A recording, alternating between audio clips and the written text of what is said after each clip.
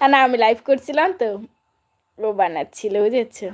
তুমি খেয়ে নাও, চাটা খেয়ে নেবো। ধরছি চাটা, এবার খাচ্ছি। কি টেস্ট!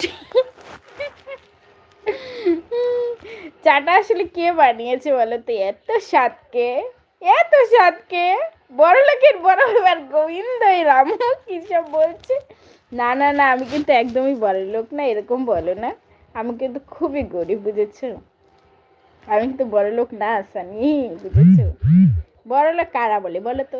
যারা চাকরি করে, মাস গেলে বেতন পায়, যাদের কাজ করতে হয় না।